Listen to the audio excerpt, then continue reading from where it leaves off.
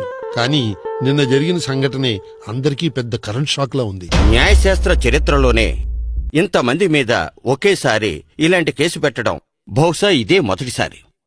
అసలు పోలింగ్ ఆఫీసర్ల మీద కూడా కేసు పెట్టడం ఏంటి సార్? ఇదంతా ఒకెత్తైతే అసలు మీ మీద మీరు కేసు వేసుకోవడం ఏంటి సార్? ఇంత ఆదర్శంగా ఉండే మీరు మందు కొట్టి ఓటు వేయడం ఏంటి సార్? నేను దాదాపు జీవితకాలం అవిశ్రాంతంగా శ్రమపడి ఇంక చాలు అని అన్ని పక్కన పెట్టి హాయిగా విశ్రాంతి తీసుకుందామని నా సొంతూరుకొచ్చి బతుకుతున్నాను. కాని ఎక్కడా కళ్ల ముందు ఇన్ని అరాచకాలు జరిగిపోతుంటే నాకెందుకని కళ్ళు మూసు కూర్చోలేను కదా. అరే, ఎన్నికలంటే ఎన్ని కోట్ల మంది వ్యక్తుల భవిష్యత్తుకు సంబంధించింది, ఎన్ని వందల కోట్ల ఖర్చుతో కూడుకున్నది, ఎంత పెద్ద యంత్రాంగం, అతిపెద్ద ప్రజాస్వామ్యం కదండి మనది. దాన్ని కాపాడుకునే బాధ్యత లేదండి మనకి. 5 ఏళ్లు మన నెత్తి మీద ఎక్కి తొక్కైన వాళ్ళెవరు, 5 ఏళ్లు మనల్ని అందరికంటే బాగా పాలించే వాళ్ళెవరు అని 100 సార్లు తూకం వేసుకుని మనకి మనమే ఎన్నుకోవడానికి వజ్రాయుధం అంత శక్తివంతమైనది, సుప్రీంకోర్టు జడ్జి తీర్పంత తిరుగులేనిది అయిన ఓటు అనే ఆయుధాన్ని, హక్కుని, బాధ్యతని రాజ్యాంగం మనకిస్తే చెయ్యాల్సింది ఏమిటండి? మన ఆయుధాన్ని సీసా మందుకు అమ్మేసుకోవడమా? నాయకుడేమో ఆయుధాలు పట్టుకెళ్లి జమ్మి చెట్టు మీద దాచిపెట్టేయడమా?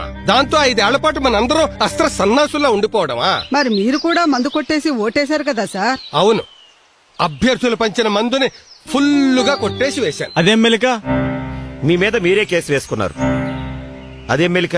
ఆ మధ్య జరిగిన పంచాయతీ ఎన్నికల్లో మందు కొట్టేసి జనం ఓట్లు వేస్తున్నారంటే మహాప్రభు అని మొరపెట్టుకుంటే సాక్ష్యం ఏది అని అడిగారు. అందుకే ఈసారి నేనే పెద్ద సాక్ష్యం. ఇంతకీ మీరేం చెప్పదలుచుకున్నారు? ఎంప్లాయీ మందు తాగి ఉద్యోగం చేస్తుంటే సస్పెండ్ చేస్తున్నారు.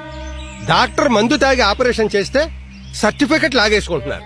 మందు తాగి రోడ్ల మీద వాహనం నడిపితే ప్రాణానికి ముప్పు అని ఫైన్లు వేస్తున్నారు, జైలుకు పంపిస్తున్నారు. అవునా కాదా? అవును. మరి మందు తాగి ఓటు వేస్తే ఊరికి ముప్పు కాదు, రాష్ట్రానికి ముప్పు కాదు, దేశానికి ముప్పు కాదు, మన బంగారు భవిష్యత్తుకు ముప్పు కాదు. నీకిచ్చిన పవిత్రమైన ఓటుని నువ్వు అపవిత్రం చేసినట్టు కాదు. కడుపు నిండా చొక్కేసుకుని, వేలికి చొక్కేయించుకుని, నీ వేలుతో నీ కంటిని నువ్వే పొడుచుకున్నట్టు కాదు.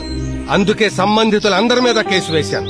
ఈ నియోజకవర్గంలో ఈ ఎన్నిక చెల్లదు, రీపోలింగ్ జరపాలి అని. అప్పుడైనా బాగా ఆలోచించి ఓటు వేయండి. విలువైన ఓటుని మద్యానికో, కరెన్సీ, కాగితానికో అమ్ముకోకండి. ఓటుని బాధ్యతగా వెయ్యండి, బానిసగా కాదు.